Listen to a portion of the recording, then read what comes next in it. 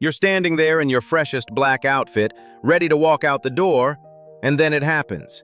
You look down and your shirt, your pants, your entire existence is covered in cat hair. You love your cat more than life itself, but you are absolutely done with the fur. So the question is there actually a cat breed out there that barely sheds? Or is low shedding just something the internet made up to get your hopes up? Here is the truth. No cat on the planet is completely free of shedding. Every cat with hair will lose some of it. That is just biology. But the good news, and this is genuinely exciting if you are a cat lover who also owns a lint roller collection, is that some breeds shed so little compared to others that it truly feels like a different experience. So let's talk about which breeds those are, why they shed less, and what you should realistically expect when you bring one home. The most famous low-shedding cat is probably the Sphynx, and the reason is pretty obvious. They have almost no hair at all. They have a very fine layer of downy fuzz on their skin, but there is no flowing coat to shed all over your furniture.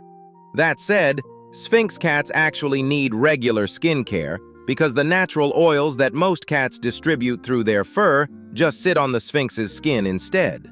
So you trade vacuuming for occasional baths, which is honestly a deal many people are happy to make. Then there is the Russian Blue, which is a beautiful breed with a dense, short double coat that lies close to the body. What makes Russian Blues special is that they tend to shed only seasonally rather than year-round, and their coat produces lower levels of the protein FeLD1, which is the main thing that triggers cat allergies. Speaking of which, this is a good moment to clear something up. Low shedding does not automatically mean hypoallergenic. Allergies are usually triggered by proteins found in cat saliva, skin, and dander, not the hair itself. The hair just carries those proteins around your home. So a low-shedding cat can still trigger allergies, though for some people the reduced spread of dander does make a real difference. Bengals are another breed worth knowing about. They have a short, incredibly soft, pelt-like coat rather than the typical layered fur most cats have.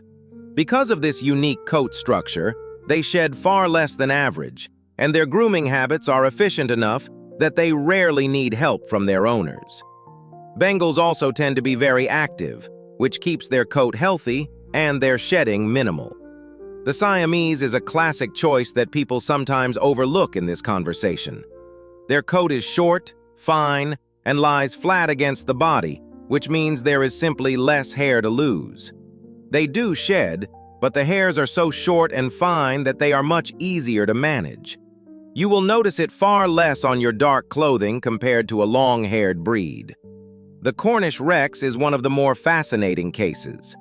Instead of the 3 layers of fur most cats have, the outer guard hairs, the middle awn hairs, and the soft undercoat, the Cornish Rex only has the undercoat. That wavy, velvety coat is all there is, and because the hairs are so fine and short, shedding is dramatically reduced. Their coats also tend to stay closer to the body, so what little shedding does happen tends not to travel as far. If you are finding this helpful, and you have always dreamed of sharing your home with a cat without sharing your wardrobe with their fur, go ahead and hit that like button, subscribe so you never miss a video, and drop a comment below telling us which breed caught your attention. We love hearing from this community. One more thing worth mentioning.